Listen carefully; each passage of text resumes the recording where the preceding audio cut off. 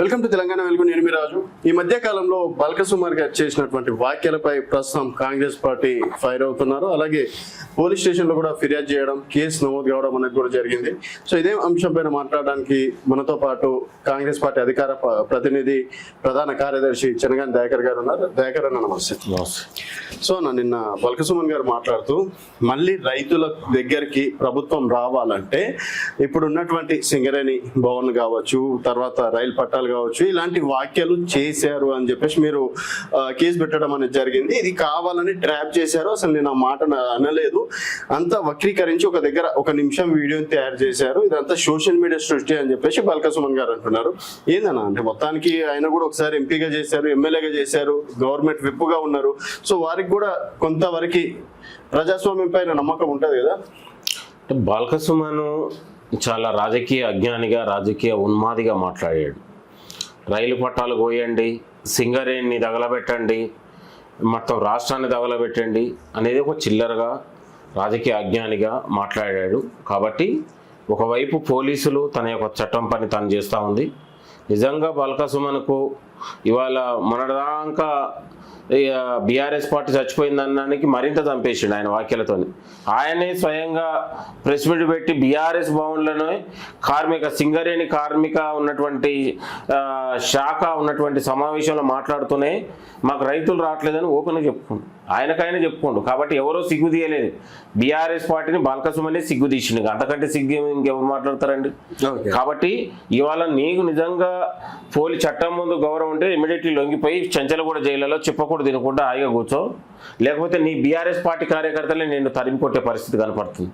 కాంగ్రెస్ కార్యకర్తలు, తెలంగాణ ప్రజలు వేరు. ఫస్ట్ నీ బీఆర్ఎస్ కార్యకర్తలే నేను దాన్ని తరిమేటట్టుంది. కాబట్టి ఇవాళ వక్రీకరించలేరా బల్క సుమన్ ఆయనే చెప్పుకున్నాడు. గతంలో రేవంత్ రెడ్డి గారు ప్రజాభవన్ తిట్టాడు, పొన్నం ప్రభాకర్ హెలికాప్టర్తో కూల్చేయాలన్నాడు, అరవింద్ రెడ్డి మాట్లాడిన ఆయనే ఒప్పుకున్నాడు, సమర్థించుకుంటున్నాడు. నేను మాట్లాడినాను. అదే సన్యాసి బల్క సుమన్ ఇవాళ 10 ఏళ్ల పాటు అధికారం మీ చేతులుండి ప్రజల్ని కలవనీయకుండా ఇవాళ మొత్తం కూడా చుట్టూ పోలీసుల వలయంతో, ముళ్ళ కంచెలతో ప్రజాభవన్ ఉన్నప్పుడు ప్రజల్ని కలవని ముఖ్యమంత్రి ఎందుకు? నక్సలైట్లు ఉంటే ఈ ప్రజాభవన్ని కూల్చేస్తే బాగుండు, బాంబులు పెట్టి పేల్చేయండి అని ఆ రోజు ఉన్నటువంటి పిసిసి అధ్యక్షులు రేవంత్ రెడ్డి గారు మాట్లాడారు.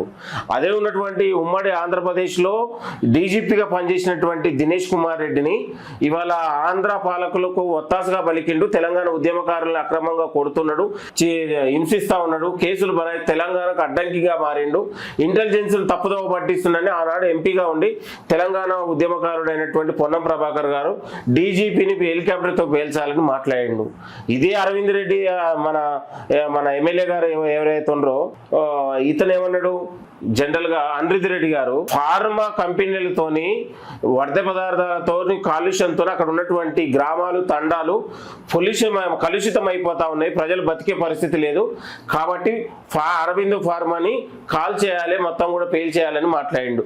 ఇది ప్రజల కోసం మాట్లాడితే నీ పార్టీ నువ్వే చంపుకునే పరిస్థితి నువ్వు మాట్లాడుకున్నావు. ఇక్కడ రేవంత్ రెడ్డి గారు, ఈవెన్ నేను కూడా రేవంత్ రెడ్డి గారిని ఇంటర్వ్యూ చేసినప్పుడు అవును ఈ రోజు ప్రజా సంక్షేమంలో ఈ ప్రజలకి ప్రవేశం లేని ప్రజాభావం ఉంటే ఎంత కూలుస్తాయంట అని చెప్పేసి నా ఇంటర్వ్యూలో చెప్పడం అనేది జరిగింది సార్, నేను ఒక ఛానల్లో చేస్తున్నప్పుడు. అంటే మరి అప్పుడు రేవంత్ రెడ్డి గారు మాట్లాడితే తప్పు లేదు, అప్పుడేమో మీ కార్యకర్తలకు అంతా ఒక ఉత్సాహం వచ్చినట్టు అయింది. ఇప్పుడు బల్క సుమన్ గారు మాట్లాడితే మాత్రం తప్పు, నేరం, శిక్ష పడాల్సిందే, చెప్పకూడదు, తినాల్సిందే అని ఎట్లా అంటే ఉద్యోగాలు అమ్ముకున్నందుకు సింగరేణిని తగలబెట్టాలా? మీరు గతంలో ఉద్యోగాల సింగరేణి పేరు మీద ఇదే ఆనాడు మీ పార్టీలో పనిచేసినటువంటి కవిత గారే సింగరేణి కార్మికుల ఉద్యోగాలు, సింగరేణి కార్మికురాలే ఇవాళ అనాధికారికంగా వచ్చి శాలరీ తీసుకున్నాను పేపర్ల కథనాలు చూసినాం. ఉద్యోగాలు అమ్ముకుంటారని పెద్ద కథనాలు వచ్చినాయి. బొగ్గును అమ్ముకున్నది, కాంట్రాక్టులు అమ్ముకున్నది, కార్మికుల పొట్టగొట్టింది మీరే. ఇవాళ మేము వచ్చిన తర్వాత 70,000 ఉద్యోగాలు ఇచ్చినందుకు రాష్ట్రాన్ని తగలబెట్టాలన్నా? రైతులకు ఏకకాలం 2 లక్షల రుణమాఫీ ఇచ్చినందుకు ఇవాళ పంట బోనస్ ఇచ్చి, ఇవాళ రైతు బోనస్ ఇచ్చి, ఇవాళ రైతుల పక్షాన నిలిచి దాదాపు 1,40,000 కోట్ల రూపాయలు రైతుల సంక్షేమం కోసం ఖర్చు పెట్టినందుకు మేము రాష్ట్రాన్ని తగలబెట్టాలనుకుంటున్నావా? దేనికి తగలబెట్టాలనుకుంటున్నావు? పండించిన పంట గిట్టుబాటు ధర ఇచ్చింది మేము, ఆ ఆత్మహత్య లేని తెలంగాణ నిర్మించగలిగినాం. ఇవాళ నిరుద్యోగులకు ఉద్యోగాలు ఇచ్చినాం. మహిళలకు పావుల వడ్డీ రుణాలతో 1,000 కోట్ల రూపాయల రుణాలు ఇవ్వగలిగినాం. మహిళలకు ఉచిత ప్రయాణం ఇచ్చినాం. మహిళల ఆత్మగౌరవాన్ని కాపాడగలిగినాం. గతంలో ఇవాళ ఈ బతుకమ్మ చీరలు అంటే 50 సూరత్ చీరలు ఇచ్చి మహిళల్ని గౌరవిస్తే ఇవాళ మా మహిళలకు ఇవాళ మన ఇంట్లో రాఖీ పండుగకు పెట్టుకునే చీరలు మన ఆడపిల్లలకు ఎట్లా పెట్టుకుంటున్నాం. తెలంగాణ మహిళలందరికీ మన ముఖ్యమంత్రి గారు ఇవాళ అద్భుతమైన ఆ చీరలు ఇచ్చి గౌరవించినందుకు రాష్ట్రాన్ని తగలబెట్టాలనుకుంటున్నావు. ఏం మాటలు మాట్లాడుతున్నావు? ఒక ఎంపీగా, ఒక ఎమ్మెల్యేగా, విప్పుగా పనిచేసినటువంటి ఇవాళ రాజకీయ అజ్ఞానిగా నీలాంటి చిల్లరగాలని బీఆర్ఎస్ పార్టీ ప్రోత్సహిస్తున్నందుకు ఇవాళ రాష్ట్రాన్ని తగలబెట్టాలనుకుంటున్నావు. ఏమనుకుంటున్నావు? ఎందుకు ఈ అహంకారం, ఇంత పొగరు?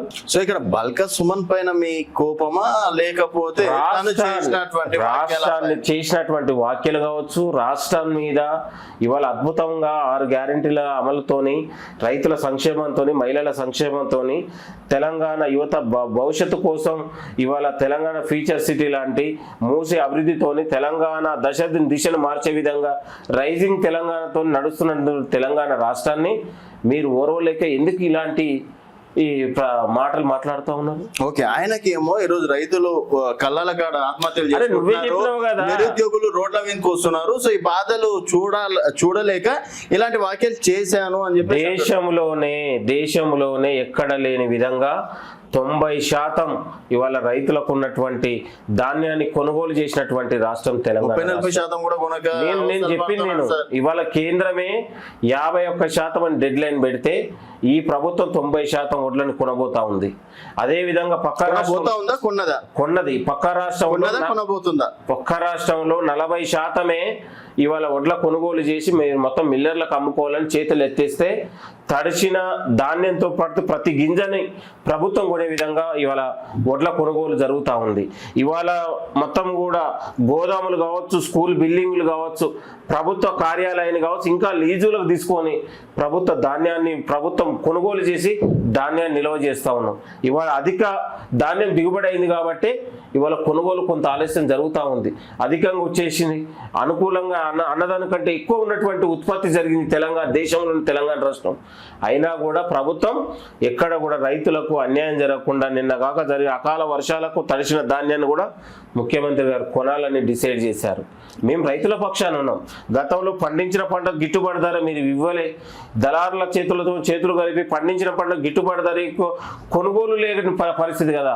ఇవాళ రాష్ట్ర ప్రభుత్వం 8,000 కేంద్రాలను పెట్టి వాళ్ళ ధాన్యాన్ని కొనుగోలు చేస్తూ ఉంది.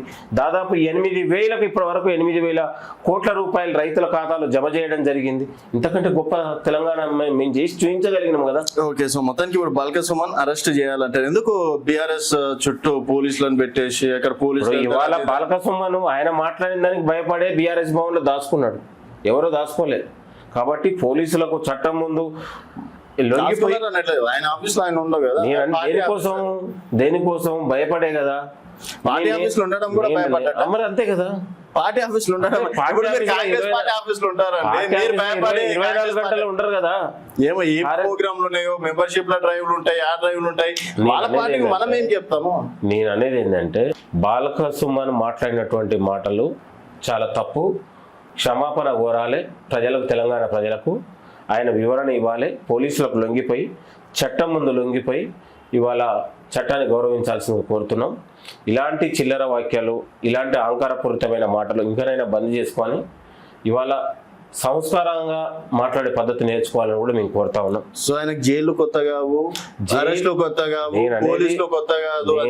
నేను అనేది ప్రతి పిక్ పాకెట్ గాని కూడా జైలు కొత్త ఏం కాదు. నేను అనేది మనము మన యొక్క సభ్యత, సంస్కారం మనం మాట్లాడేటప్పుడు గౌరవించాలి. ప్రభుత్వాన్ని, చట్టాలని, ప్రభుత్వ ఆఫీసుల్ని, ప్రభుత్వాన్ని గౌరవించే సంస్కారం ఉండాలి. గతంలో మీరు కూడా ఇలా విప్పుగా, మాజీ ఎమ్మెల్యేగా, ఎంపీగా పనిచేసినటువంటి పరిస్థితి. సమస్యలు ఉండొచ్చు, సమస్యల పక్షాన ప్రభుత్వానికి వివరణ తెలియజేసే డిమాండ్ రూపంలో, విజ్ఞప్తి రూపంలో చేయొచ్చు. కానీ ఇవాళ కొయ్యాలి, చేయాలి, రాష్ట్రాన్ని తగలబెట్టాలి, ఆఫీసులను తగలబెట్టండి అంటే ఎందుకు? హింసను ప్రేరేపించేలాగా ఇవాళ మనం ఎందుకు? వాక్యాల పైన హట్ అయ్యారు మీరు. నేను కాదు, తెలంగాణ సమాజమే ఖండించింది, మనం ఖండించట్లేదు. ఓకే కానీ ఏదేమైనా ఇలాంటి అహంకారపూరితమైన వ్యాఖ్యలు, అజ్ఞాన వ్యాఖ్యలు ఉన్మాదిలాగా మారొద్దని కోరుతున్నాను. Okay sir, thank you so much. ఇది చెనగాని గారితో, దయాకర్ గారితో స్పెషల్ చిట్ అండ్ బల్క సుమార్ వాక్యాల్ని మీరు ఏ విధంగా చూస్తున్నారు అనేది మీ అభిప్రాయాల కింద కామెంట్ రూపంలో తెలియజేయండి. చూస్తూనే ఉండండి తెలంగాణ వెలుగు.